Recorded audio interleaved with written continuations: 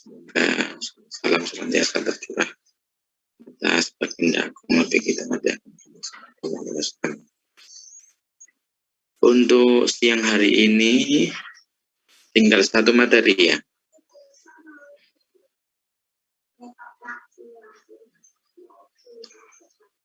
Ada berapa materi untuk siang ini? Untuk yang mengirim makalah satu ini Ustaz. Satu saja. Apa Ustaz? Ini Ustaz. Masih satu. Bisa baca. Gimana?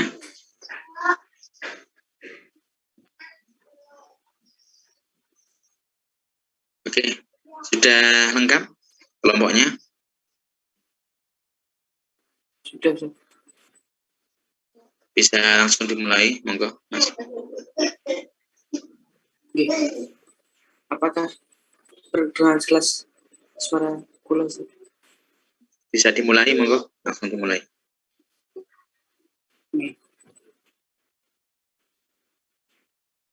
Bismillahirrahmanirrahim. Assalamualaikum warahmatullahi wabarakatuh. Hamdan 'alaika ya Allah, salatan wa tasliman 'alaika ya Rasulullah. Amma ba'du. Rabbi shrah li sadri wa yassir li amri wahlul min lisani yafqahu qawli.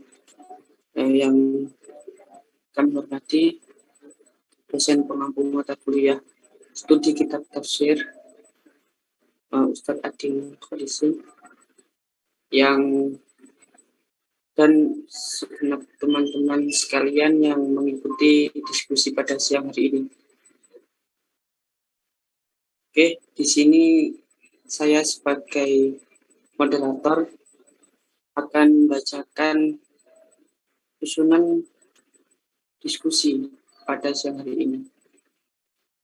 Pertama pembukaan, yang kedua sesi diskusi atau sesi presentasi, yang ketiga sesi tanya jawab oleh teman-teman, yang keempat mungkin ada tambahan dari dosen pengampu, dan yang terakhir penutup. Langsung saja, yang pertama yakni pembukaan. Marilah kita buka diskusi pada siang hari ini dengan bacaan Ummul Quran. Semoga acara diskusi pada hari ini berjalan dengan lancar dan tentunya bisa membawa manfaat kepada kita semua. Al-Hadiniyah. Al-Fatihah.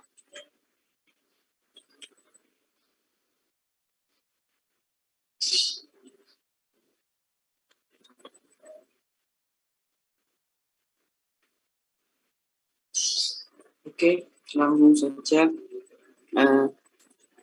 Yang kedua yakni sesi presentasi. Untuk poin pertama yakni biografi akan saya jelaskan sendiri.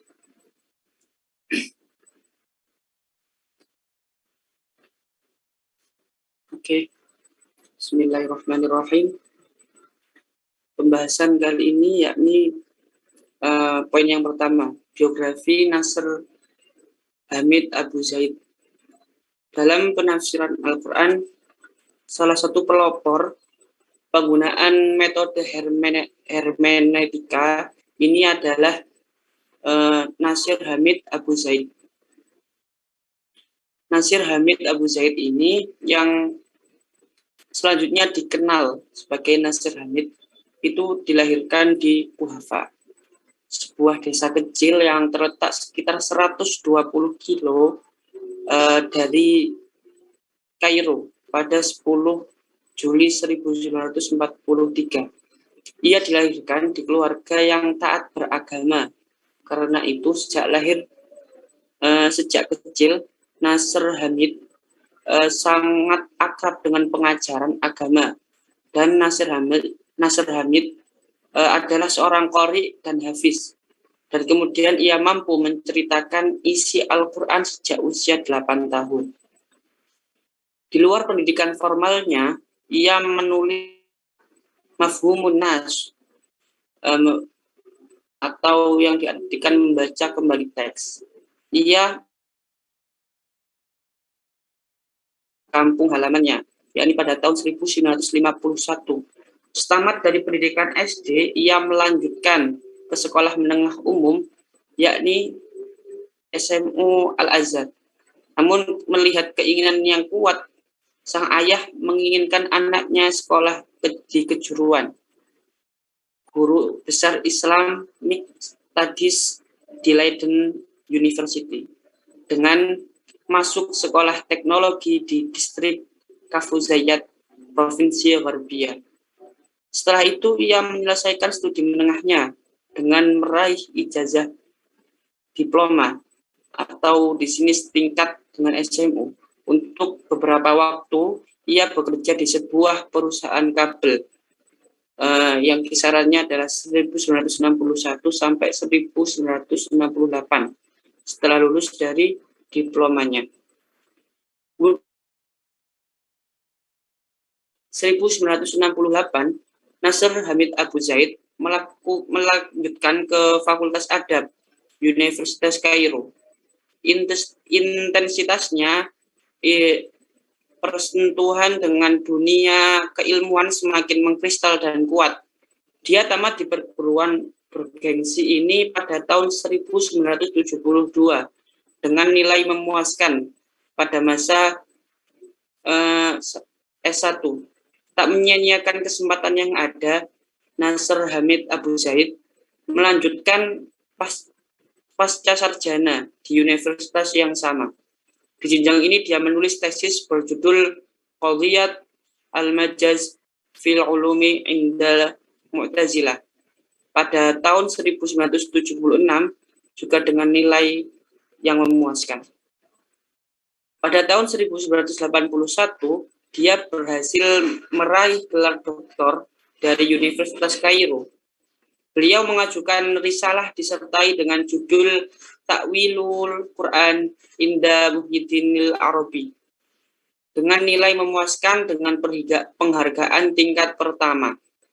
Namun, ia pernah tinggal di Amerika selama 2 tahun saat memperoleh beasiswa untuk penelitian doktoralnya di Institute of Middle Eastern Studies, University of Pennsylvania.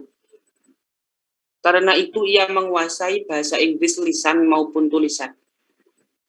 Karir beliau salah satunya pernah menjadi dosen tamu di Universitas Osaka, Jepang. Di sana ia mengajar bahasa Arab selama 4 tahun. Belakangan ia divonis murtad, dikenal dengan peristiwa Qadhiyah Nasr Hamid Abu Zaid. Pemurtadan Nasr tidak berhenti sampai di situ, tetapi masih terus berlanjut hingga pengadilan banding Kairo menetapkan Nasr harus menceraikan istrinya. Tindakan ini menurutnya sebagai upaya peristiwa itu. Dia meninggalkan Mesir dan menetap di Netherlands bersama istrinya. Awalnya di Netherlands, beliau menjadi profesor tamu studi Islam pada Universitas Leiden sejak 26 Juli 1995 hingga 27 Desember 2000 dikukuhkan sebagai guru besar tetap di universitas tersebut. Dalam karirnya, Nasr Hamid banyak menghasilkan karya dalam bidang studi Islam, baik itu yang berkaitan dengan pemikiran keislaman pada umumnya maupun studi Al-Quran secara khusus. Dari karya-karya tersebut, banyak yang sifatnya kontroversial, disebabkan banyak pandangan-pandangan Nasr Hamid yang dianggap sudah melenceng dari prinsip-prinsip ajaran Islam. Misalnya, dalam bukunya Mafhumun Nas, Dirosah fi Ulumil Quran, konsep teks kajian atas ilmu-ilmu Al-Quran. Di dalam buku tersebut, Nasr Hamid menyebutkan bahwa Al-Quran sebagai produk budaya atau muntaj as-saqafi. Karya-karya lain yang sudah dipublikasikan oleh beliau adalah diantaranya itu Al-Ittijahad Al-Aql fi Tafsir Dirasat fi Qadiyat Al-Majaz Indal Mu'tazilah, atau bahasa Indonya itu pendekatan rasional dalam interpretasi studi terhadap majaz menurut kaum Mu'tazilah. Kemudian ada juga kitab Falsafat At-Ta'wil Dirasat fi Ta'wil Quran inda Muhyiddin Ibnu Arabi. Interpretasi filosofis studi terhadap interpretasi Al-Quran menurut Ibnu Arabi. Yang ketiga, Naqd Al-Khitab Ad-Dini, kritik wacana keagamaan. Yang kelima, Al-Imam Asy-Syafi'i wa Ta'sis Al-Aidi'u Lujiyat Al-Wasatiyat, Imam Syafi'i dan pembentukan ideologi moderat.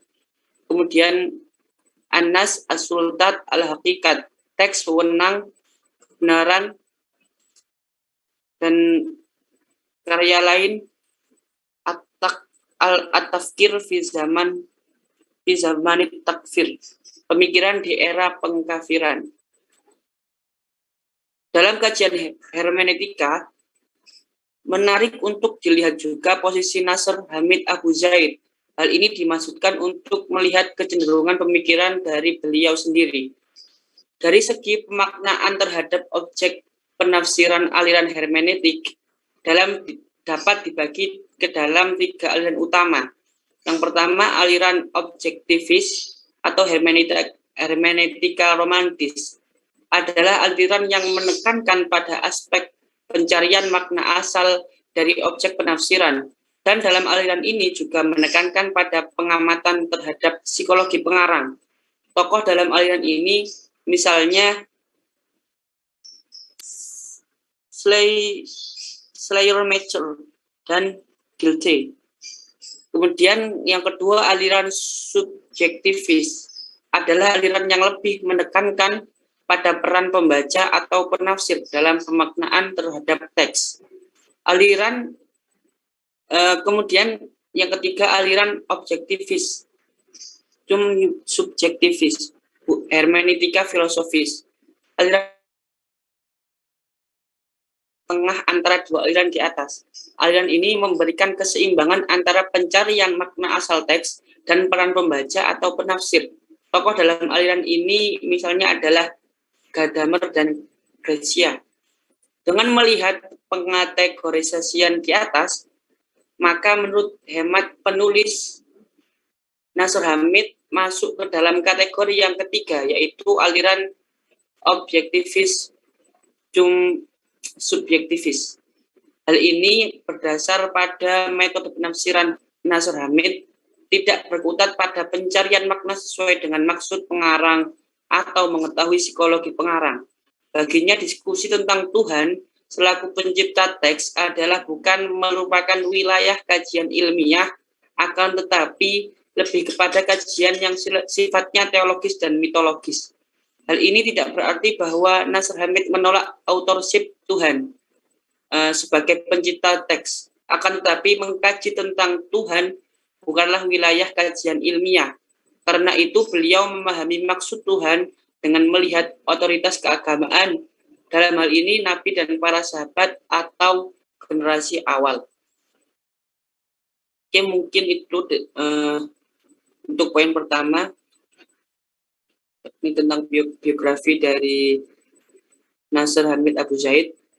Kemudian untuk presentator berikutnya agar menjelaskan untuk poin berikutnya. Monggo. Presentator berikutnya dipersilakan. Baik, terima kasih.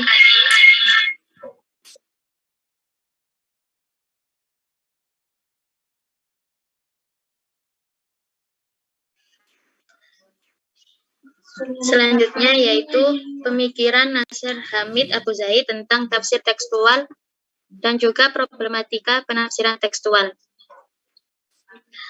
Abu Zaid merupakan pemikir Mesir yang sangat kontroversial karena karya-karyanya yang telah mengundang perdebatan di dunia Islam sejak tahun 1970-an. Di satu sisi, banyak kalangan yang mengapresiasi karya-karyanya yang mempromosikan pencerahan dalam studi Islam. Tulisan Abu Zaid banyak mengarah pada isu-isu sentral dalam pemikiran Islam, terutama tentang metodologi penafsiran Al-Quran, otoritas ulama, dan relevansi agama pada kehidupan kontemporer. Pemikiran seperti ini sering dinilai sebagai model kebebasan berpikir atau intellectual freedom. Namun dalam kasusnya, Abu Zaid terutama oleh otoritas Universitas Kairo dinilai sebagai teroris pemikiran atau intelektual terorisme. Setelah akrab dengan literatur hermeneutika Barat, di mana ia mengenal pertama kali hermeneutika di Amerika, Abu Zaid kemudian tertarik untuk membahas mengenai hakikat teks yang merupakan persoalan mendasar dalam hermeneutika. Menurut Abu Zaid, kalam ilahi wujud dalam bahasa manusia, karena jika tidak, maka kalam ilahi tersebut tidak akan dimengerti. Salah satu alasan pemikiran Islam itu menjadi stagnan menurut Abu Zaid karena penekanan yang terlalu berlebihan kepada dimensi ilahi atau divine dimension. Padahal menurutnya, Al-Quran adalah kata Muhammad yang meriwayatkan apa yang beliau katakan adalah kalam ilahi. The word of Muhammad reporting what he asserted in the word of God. This is the Quran. Abu Zaid menyatakan bagaimanapun kalam ilahi perlu mengadaptasi diri dan menjadi manusiawi karena Tuhan ingin berkomunikasi kepada manusia. Jika Tuhan berbicara dengan bahasa Tuhan, maka manusia sama sekali tidak akan mengerti. Jadi dalam pandangannya Al-Quran itu adalah bahasa manusia. Teks ilahi berubah menjadi teks manusiawi atau human text sejak turunnya wahyu yang pertama kali kepada Rasul. Pemahaman Rasul atas teks mempresentasikan tahap paling awal dalam interaksi teks dengan akal manusia. Teks Al-Quran terbentuk dalam realitas dan budaya selama lebih dari 20 tahun. Oleh sebab itu, Al-Quran adalah produk budaya atau muntaj taqofa. Ia juga menjadi produsen budaya, muntij li taqofa, karena menjadi teks yang berpengaruh dan menjadi rujukan bagi teks yang lain. Karena realitas dan budaya tidak bisa dipisahkan dari bahasa manusia, maka Abu Zaid juga menganggap bahwa Al-Quran sebagai teks bahasa, nas lughawi. Realitas, budaya, dan bahasa merupakan fenomena historis dan mempunyai konteks spesifikasinya sendiri. Oleh sebab itu, Al-Quran adalah teks historis atau historical text. Historisitas teks, realitas, dan budaya sekaligus bahasa menunjukkan bahwa Al-Quran adalah teks manusiawi, nas insani. Dengan begitu, Abu Zaid menegaskan bahwa teks-teks agama adalah teks-teks bahasa yang bentuknya sama dengan teks-teks yang lain di dalam budaya. Abu Zaid menyalahkan penafsiran yang telah dilakukan oleh mayoritas mufassir yang selalu menafsirkan Al-Quran dengan muatan metafisis Islam. Dalam pandangannya, metodologi seperti itu tidak akan melahirkan sikap ilmiah karena sesungguhnya kepercayaan atas wujud metafisik teks atau Al-Quran akan menghapus upaya pemahaman yang ilmiah bagi fenomena teks. Dengan menyamakan status Al-Quran dengan teks-teks yang lain, maka Abu Zaid menegaskan siapa saja bisa mengkaji Al-Quran. Menurut Abu Zaid, tantangan kultural dan sosiologis yang tengah kita hadapi saat ini berbeda dengan tantangan yang pernah dihadapi oleh para mufassir zaman dahulu. Tantangan yang mereka hadapi pada saat itu ialah bagaimana mempertahankan memori kultural, peradaban, dan pemikiran dalam menghadapi serbuan pasukan salib dari barat. Mereka memfokuskan untuk meringkas ilmu-ilmu agar dapat dikuasai dalam waktu singkat dengan usaha yang maksimal.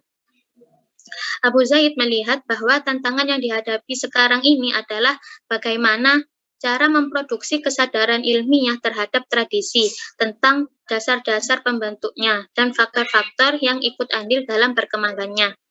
Sehingga tujuan dari proyek pembaruan Abu Zaid ini adalah merajut kembali hubungan antara kajian Al-Quran dengan kajian sastra dan kajian kritis, setelah sebelumnya mengalami keretakan dan mendefinisikan konsep Islam secara objektif. Mengenai tujuan yang pertama, Abu Zaid dalam bukunya Mafhum An-Nas menilai bahwa peradaban Arab Islam sebagai peradaban teks, sebagaimana peradaban Mesir kuno yang dinilai sebagai peradaban pasca kematian dan peradaban Yunani sebagai peradaban akal. Ini artinya bahwa kajian teks, termasuk teks Al-Quran sekalipun, ialah suatu ilmu yang porosnya satu, yaitu teks. Dan teks adalah bahasa yang dari sisi struktur, semantik, dan kaitannya dengan teks lain masuk dalam wilayah kajian sastra.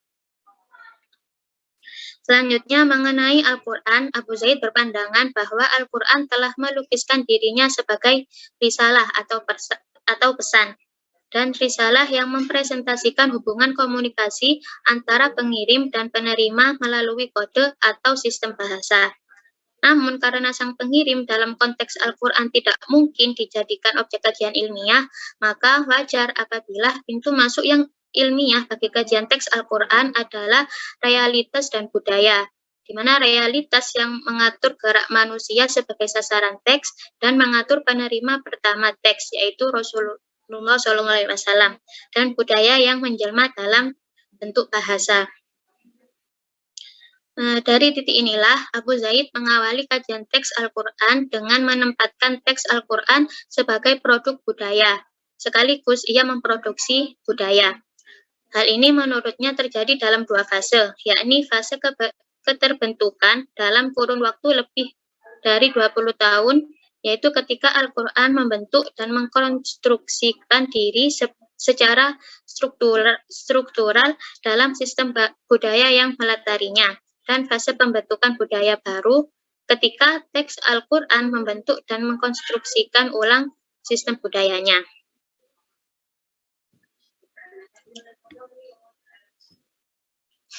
Selanjutnya yaitu hermeneutika tafsir Al-Quran ala Abu Zaid.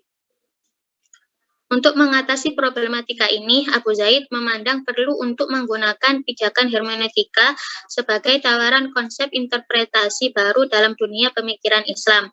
Menurut Abu Zaid, metode analisis paling tepat untuk memahami Al-Quran sebagai teks yang tidak terpisahkan dari sistem bahasa yang berfungsi informatif dan komunikatif adalah metode analisis bahasa atau minhaj at-tahlil al-lughawi. Metode inilah yang merupakan satu-satunya metode yang dapat dipakai karena sejalan dengan objek dan materi kajiannya, di mana objek formal kajiannya adalah Islam, yang menurut konsensus ulama, apapun aliran mereka, bahwa Islam didasarkan pada Al-Quran dan hadis.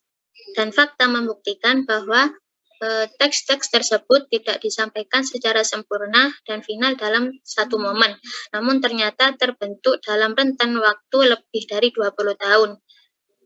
Yang dimaksud dengan ungkapan terbentuk adalah eksistensi faktualnya dalam realitas dan budaya tanpa memandang adanya eksistensi apapun yang mendahului keduanya dalam ilmu Tuhan atau dalam lauh mahfud.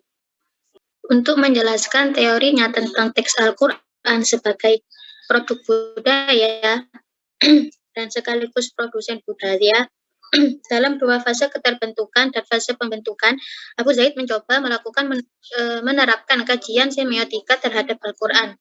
Teks yang sejati menurutnya adalah teks yang mampu membebaskan diri dari konteks semula di mana diproduksi dan lantas memunculkan vitalitasnya sendiri terlepas dari norma-norma yang berasal dari luar. Teks di satu sisi merupakan objek dan produk dari sistem sosial budaya di mana ia tergabung di dalamnya, sekaligus pada sisi lain ia merupakan subjek yang mengubah sistem sosial budaya yang bersangkutan. Teks berada dalam tataran semiotika ketika ia menjadi subjek yang memiliki kemampuan untuk melakukan transformasi pada tataran struktural baru. Dengan ini, Abu Zaid menandaskan bahwa kekuatan teks Al-Quran atau i'jazul Quran tidak terletak dan tidak perlu dikembalikan pada sumber ilahiyahnya, melainkan terletak pada keistimewaan literalnya yang jauh mengungguli teks lain dan mampu menimbulkan perubahan yang dahsyat pada kebudayaannya. Beliau lebih cenderung menggunakan kata takwil daripada tafsir, karena menurutnya takwil justru lebih luas karena bisa menyentuh teks dan latar budayanya. Hal ini juga didasarkan pada penggunaan kata takwil dalam Al-Quran yang lebih banyak disebutkan, yaitu sebanyak 17 kali, sementara kata tafsir hanya 1 kali. Abu Zaid kemudian mengusulkan teori penafsiran yang berpijak pada interaksi yang diciptakan teks dengan sistem budayanya. Ia membedakan antara makna dengan signifikasi.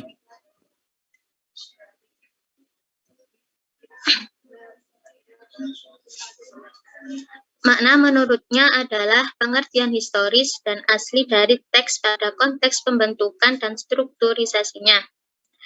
Makna ini dapat diperoleh melalui pemahaman dinamika teks dalam kedua fasenya, fase keterbentukan dan fase pembentukan. Dalam fase mimetik, teks diletakkan dalam rangka waktu dan urutan karena teks Al-Quran akan menjadi aneh dan berada di luar cakrawala pengetahuan audiensnya bila Al-Quran terlepas sama sekali dari budaya yang melatar belakanginya. Sementara dalam fase semiotik, teks ternyata memiliki kemampuan untuk menciptakan pelanggaran terhadap norma teks dan budaya. Selain makna, menurut Abu Zaid, pembacaan harus menghasilkan signifikasi baru dari teks, yaitu pengertian teks dalam konteks sosiokultural saat ini yang dapat ditarik dari makna historis teks itu sendiri. Ini dilakukan dengan mengkontekstualisasikan makna historis teks tersebut ke dalam realitas sosial budaya pihak pembaca.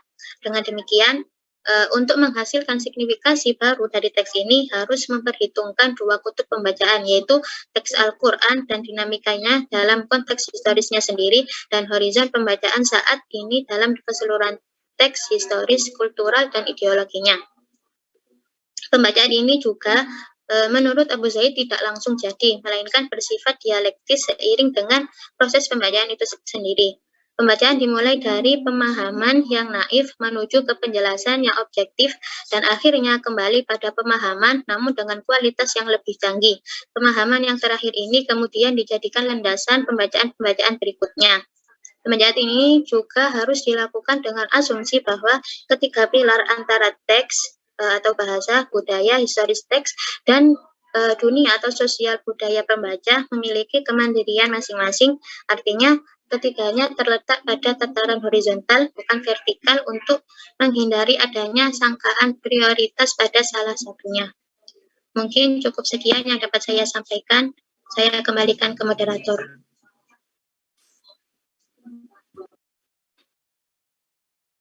Oke, terima kasih pada Mbak Nura.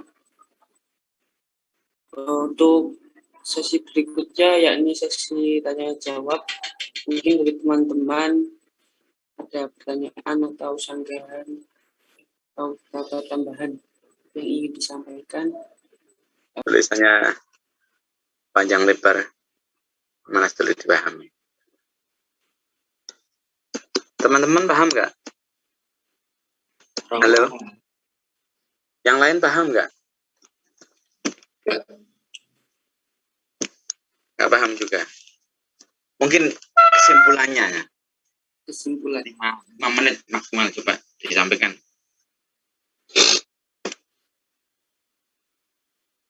Nggak ada kesimpulannya. Sebentar Ustaz.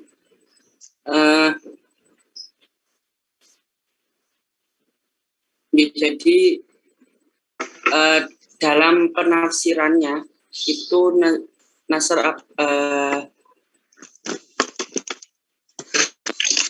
Hamid itu ada langkah-langkah penafsirannya. Di antaranya 1, Pertama itu menganalisa struktur linguistik ayat-ayat Al-Quran dan mencari fakta-fakta sejarah yang mengelilinginya. Contoh yang berhubungan dengan linguistik itu adalah sababun nuzul makro dan sababun nuzul mikro. Kemudian langkah berikutnya, beliau itu menentukan tingkatan makna teks. Kemudian yang ketiga, menentukan makna asli teks. Langkah berikutnya, menentukan makna signifikasi. Dan yang terakhir, mengkontekstualisasikan makna historis dengan berpijak pada makna yang tidak terkatakan. Untuk dalam hal ini, ada sebuah contoh yang ditafsiri oleh Nasr Hamid, yaitu ayat poligami yang berbunyi itu An-Nisa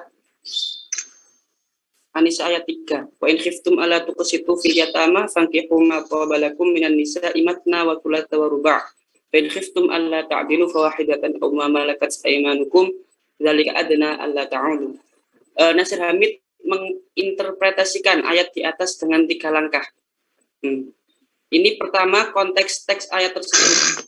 Kemudian meletakkan teks dalam konteks Al-Quran secara keseluruhan. Dan yang ketiga, mengusulkan sebuah pembaharuan hukum Islam. Dalam ayat tadi, kan itu dijelaskan bahwa dari ayat ini ketika turun itu dikaitkan dengan tradisi-tradisi Arab pra-Islam. Nasr Hamid itu berargumen bahwa sebelum datangnya Islam, poligami tidaklah dibatasi sampai 4, maksudnya tidak dibatasi sampai 4, melainkan lebih dari itu. Kemudian ketika Islam datang dengan Al-Qur'annya, izin seorang laki-laki untuk menikah dibatasi sampai 4. Kemudian langkah berikutnya dalam memahami ayat ini, Nasr Hamid meletakkan teks dalam konteks Al-Quran secara keseluruhan. Pada langkah ini, Nasr Hamid mencoba untuk menemukan makna yang tak terkatakan dalam Al-Quran, atau makna tersirat gitu. Pada konteks poligami ini, Nasr Hamid membandingkan 2 ayat yang cenderung saling menjelaskan. Ia membandingkan surat An-Nisa ayat 3 dan An-Nisa ayat 129. Kan yang ayat 3 itu berbunyi, ada yang artinya itu yang ditandai itu, jika kamu takut dapat gelar adil maka kawinilah seorang saja. Tetapi hal ini juga ada yang dibandingkan dengan ayat lain yang saling menjelaskan, yakni yang artinya, dan kamu sekali-kali tidak akan dapat berlaku adil di antara istri-istrimu. Dan ini kan saling menjelaskan. Yang An-Nisa ayat 3 itu menjelaskan, jika kamu takut tidak akan dapat berlaku adil maka kawinilah seorang saja. Tetapi di ayat lain itu, dan kamu sekali-kali tidak akan dapat berlaku adil di antara istri-istrimu. Nah, dalam hal ini, Nasr Hamid menganalisis kedua ayat tersebut dengan analisis linguistik. Di dalam ilmu linguistik Arab dikenal dengan adanya istilah adat syarat, fi'il syarat, dan jawabu syarti pada kata jika di atas suatu partikel kondisional, atau dalam istilah sebagai adatus syarti. Dan langkah yang ketiga, ini mengusulkan pembaruan dalam hukum Islam. Dalam hukum Islam klasik, poligami diklasifikasikan masuk dalam bab hal-hal yang diperbolehkan. Istilah pembolehan menurut Nasr Hamid tidaklah sesuai dengan pembolehan terkait dengan hal yang tidak dibicarakan oleh teks. Sementara pembolehan poligami dalam Al-Quran pada hakikatnya adalah sebuah pembatasan dari praktek poligami yang tak terbatas. Berikut termasuk contoh dari langkah-langkah Nasr Hamid dalam menginterpretasikan ayat. Gitu, Ustaz. Oke, terima kasih. Gini, metode yang digunakan oleh Nasr Hamid Abu Zaid ini kan ada namanya hermeneutika ya, hermeneutika. Hermeneutika itu kalau kita lihat sejarahnya itu ada beberapa fase ya, sebagaimana yang dibagi atau diklasifikasikan oleh Fahmi Salim dalam bukunya Kritik terhadap Studi Al-Quran Kaum Liberal judulnya. Ada dari mitologi Yunani, kemudian ke Yahudi dan Kristen, kemudian yang kedua ada dari teologi Kristen yang problematik ke gerakan rasionalisasi dan filsafat, kemudian dari hermeneutika filosofis ke filsafat hermeneutik. Ini saya tidak akan menjelaskan tentang itu, nanti bisa sampean baca-baca sendiri. Nah, berkaitan dengan metode yang dipakai oleh siapa tadi? Nasr Hamid Abu Zaid ya. Nasr Hamid Abu Zaid ini sebagaimana dikembangkan atau sudah dilakukan oleh teman-temannya ya.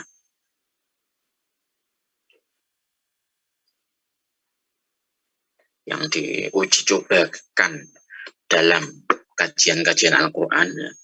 Ada Fazlur Rahman, ada Aminah Wadud, ada Muhammad Arkun, ada Syahrul. Kalau di Indonesia ya ada Jaringan Islam Liberal, Ulil Amsar Abdallah, Lutfi Sawukani, bin Taufik, Adnan Kamal, dan sebagainya. Ini sebenarnya suatu metode tafsir tersendiri ya, atau suatu filsafat tentang penafsiran yang bisa sangat berbeda sekali dengan metode tafsir Al-Quran sebagaimana ulama-ulama konvensional. Di kalangan Kristen ya, penggunaan hermeneutika ini untuk menginterpretasi Bible. Ini sudah sangat lazim sekali, meskipun juga menimbulkan perdebatan sebenarnya.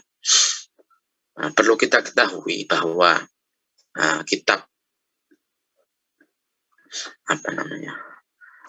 bahwa konsep teks antara Al-Quran dan Bible itu sangat berbeda sekali. Al-Quran itu kan kitab Al-Quran, itu kan firman Allah Subhanahu wa Ta'ala, bukan kitab yang mendapatkan inspirasi dari Tuhan ya, sebagaimana Bible. Kitab At-Tanzil lafzon wa ma'nan dari Allah Subhanahu wa Ta'ala. Kalau Bible itu kan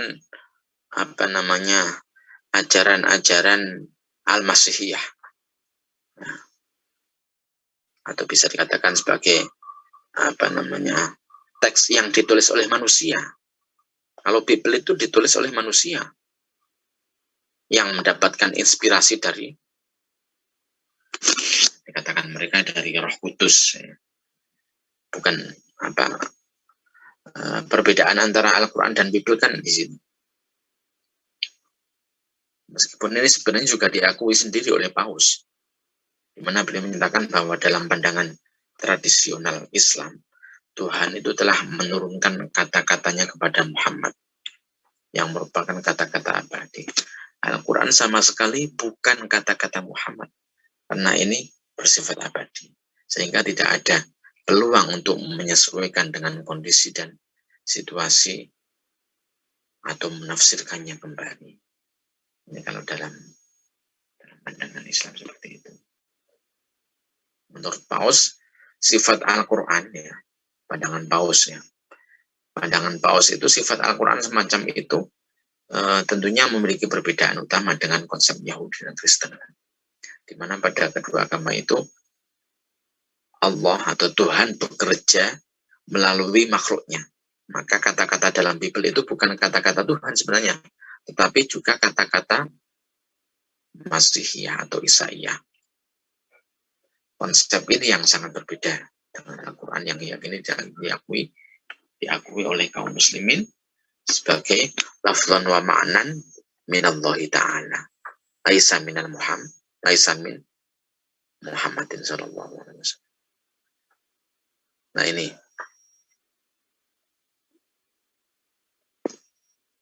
dari sini, ini hermeneutika ini dicoba untuk mengkaji kajian-kajian Al-Quran. Sebagaimana juga yang dilakukan oleh Nasr Hamid Abu Zaid. Nasr Hamid Abu Zaid berpendapat bahwa Al-Quran sebagai muntaj athab, produk budaya, menyamakan sebagaimana tadi itu. Nah ini dampak dari penggunaan hermeneutika dalam Al-Quran ya. Tentunya sangat berakibat fatal sekali terhadap otentisitas dari Al-Quran itu sendiri sebagai kalamullah Ta'ala. Dari antaranya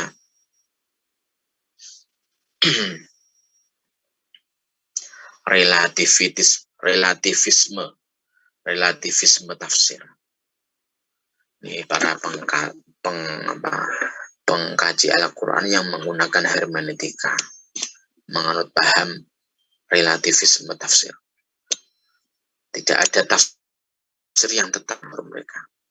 Semua tafsir dipandang sebagai produk akal manusia yang relatif kontekstual, temporal, ataupun personal. Ini berangkat dari paham ini, maka tidak ada lagi satu kebenaran yang bisa diterima sebuah pihak. Semua manusia bisa salah. Bagaimana dengan Nabi? Ijma sahabat. Ya. Ketika semua ini baru dibongkar dengan hermeneutika, nanti mereka akan berpendapat seperti itu. Jika konsep hermeneutika seperti yang dirumuskan ya oleh mereka, ya diantaranya ada, kalau dari Jogja itu ada Pak Amin Abdullah. Ketika itu diterima, maka jelas akan membongkar dasar-dasar Islam. Dalam bidang tafsir misalnya mereka akan mengatakan semua produk tafsir adalah produk akal manusia. Ya memang benar. Tapi tidak semuanya itu produk manusia, produk akal manusia. Tafsirul Quran bil Quran. Itu kan bukan produk manusia. Ini ada dekonstruksi konsep wahyu. Penggunaan hermeneutika dalam penafsiran Al-Quran yang juga cenderung memandang teks. Nah, nanti saya katakan Nasr Hamid Abu Zaid menganggap sebagai muntaj thaqafi, memandang teks Al-Quran sebagai produk budaya. Nah, dalam kajian Al-Quran, di samping merujuk kepada pendapat-pendapat Mu'tazilah, tadi dikatakan juga ya, Abu Zaid ini banyak menggunakan hermeneutika. Sebagai seorang hermenit, maka tahap terpenting dalam melakukan kajian makna teks adalah melakukan analisa terhadap corak teks itu sendiri. Kemudian mendefinisikan apa itu teks. Dari situlah dapat diketahui kondisi pengarang teks tersebut. Di sini Abu Zaid kemudian menempatkan Nabi, ya sang penerima wahyu itu pada posisi semacam pengarang Al-Quran. Yang salah di sini.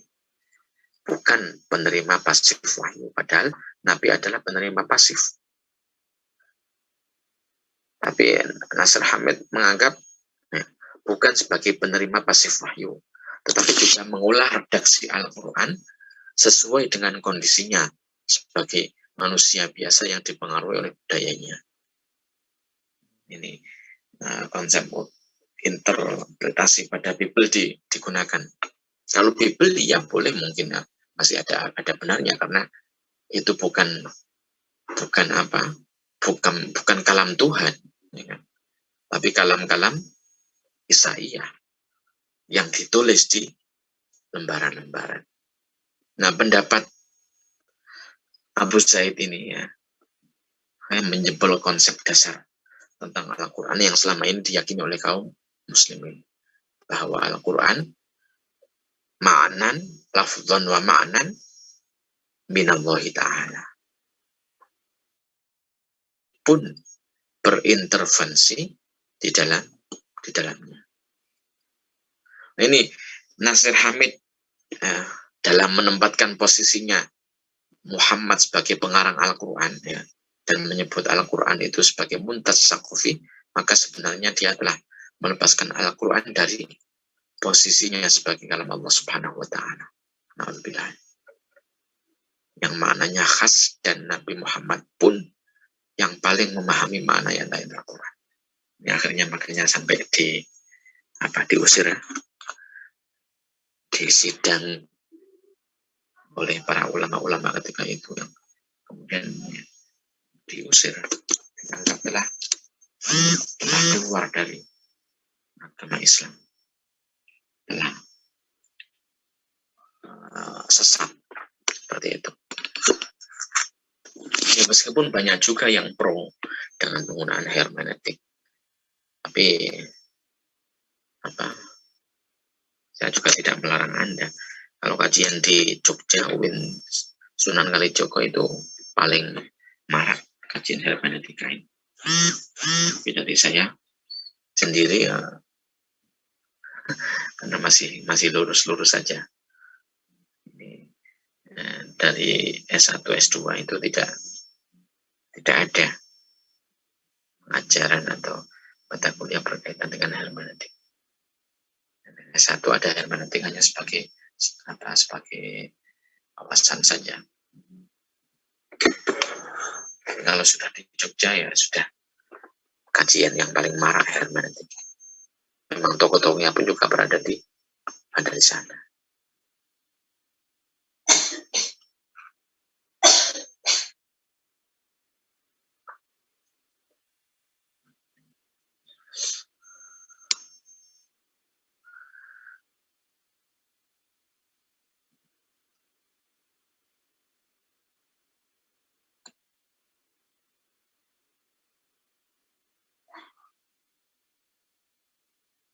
Coba kita lihat salah satu penafsiran atau pemikiran Abu Zaid sendiri berkaitan dengan Al-Quran Karim. Tadi sudah disampaikan yang berkaitan dengan ayat tentang poligami ya. Kan nama metodenya analisis teks. Tadi sudah disampaikan juga metode analisis teks bahasa. Nah, di antara penafsiran hermeneutika Nasir Hamid Abu Zaid ya, yang menganggap Al-Quran adalah sebagai produk budaya, seperti dalam kasus jilbab, waris, khomer, atau homoseksual, pernikahan, semuanya ini terkait dengan konteks budaya Arab atau terkait dalam kurun waktu tertentu, sehingga hukum-hukum ini tidak relevan lagi dengan zaman sekarang. Ini pandangan dia.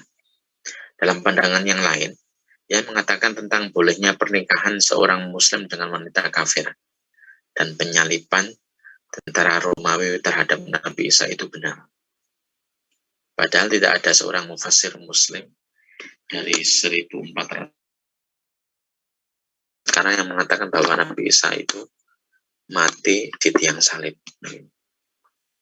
Hanya Nasir Hamid Abu Zaid ini. Wa in khiftum alla tuqsitu fil yatama fankihu ma taba lakum minan nisa mathna wa thulatha wa ruba'. fa in khiftum alla ta'dilu fawahidah aw ma malakat aymanukum.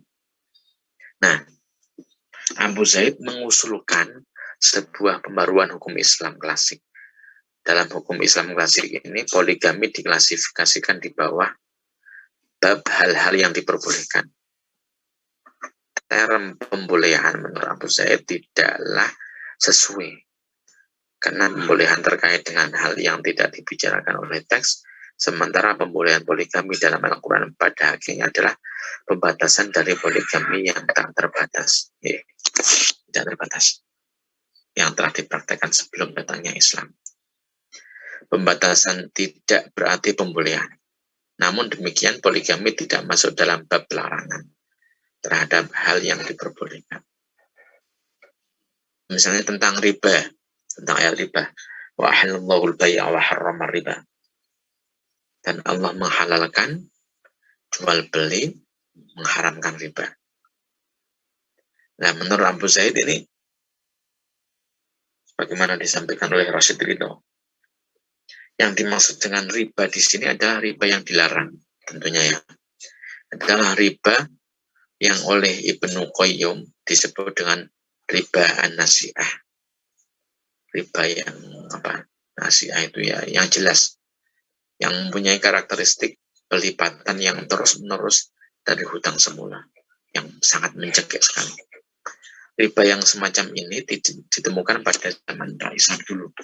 Ya sekarang pun juga masih ada sebenarnya. Suatu bentuk semacam rentenir,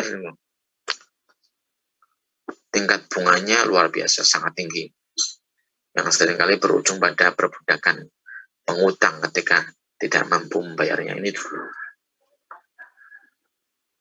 Kalau sekarang akhirnya kan penyitaan ya, penyitaan rumah, pemintaan sertifikat tanah dan sebagainya. Ujung-ujungnya seperti itu, akhirnya habis semua barangnya. Nah, menurutnya sistem bunga yang ada pada masa sekarang ini tidaklah sama dengan masa pra-Islam, karena dapat dikontrol pemerintah dan lebih rendah tentunya bunganya ya. Sehingga penggunaan kata riba tidaklah tepat, karena riba dalam Al-Quran adalah riba pra-Islam. Hal lain yang berhubungan dekat dengan riba adalah sistem perbankan. Menurut Abu Zaid, kaum Islamis selalu mendasarkan diri atas mekanisme analogi hukum kias yang mengarah baik kepada pengharaman atau penghalalan. Sementara itu, hukum berdasarkan atas ilat ya, yang dengannya ijtihad menemukan adanya pengharaman riba. Namun dalam pandangan Abu Zaid, sistem perbankan termasuk bunga bank tidaklah terkait dengan riba, tetapi dia memberikan fawaid atau keuntungan pada depositor, sehingga keduanya tidak diharamkan dalam Islam. Nah ini ya hampir sama ya. Ini masih ada agak benernya. Maksudnya adalah ya kita menyikapi perbankan yang ada pada masa sekarang ini kan ya, kita tidaklah bisa lepas ya namanya dari sistem perbankan, nggak mungkin.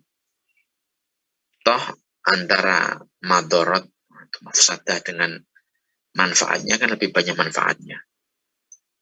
Keamanan dalam kita menyimpan uang, kemudian mendepositkan dan sebagainya, kan manfaatnya lebih banyak. Manfaatnya lebih banyak. Ya, makanya tadi yang dimaksud riba oleh Abu Zaid kan riba yang zaman dulu, riba an-nasi'ah. Sekarang kan bukan riba an-nasi'ah. Sehingga sistem perbankan pun juga diperbolehkan. Ini sama halnya dengan pandangan fikihnya pada mazhab Hanafiyah ya, Imam Hanafi. Ada salah satu namanya kan istihsan. Istihsan ini dijunjung tinggi oleh Imam Hanafi. Menganggap baik suatu hal. Istihsan. Ini sampai-sampai dikatakan seandainya Imam Hanafi masih hidup pada zaman sekarang kita ini, ya, insya Allah beliau akan menyikapi sistem perbankan itu adalah sesuatu yang halal, menghalalkan maksudnya. Karena apa ya, dilihat dari sisi manfaatnya ini lebih banyak daripada mandorotnya. Seperti itu. Oke, itu tambahan dari saya. Apabila ada yang perlu ditanyakan, monggo, masih ada waktu. Oke, saya kira cukup kalau memang tidak ada yang ditanyakan. Oke. Terima kasih atas partisipasinya kepada pemakalan dan juga teman-teman yang lain. Semoga apa yang kita bahas di sini menjadi ilmu yang barokah manfaat untuk kita. Kita akhiri dengan doa kafaratul majelis. Subhanakallahumma wa bihamdika asyhadu an la ilaha illa anta astaghfiruka wa atubu ilaik. Minta tolong screenshot fotonya. Ampun Ustaz. Ampun, oke. Matur nuwun. Assalamualaikum warahmatullahi wabarakatuh.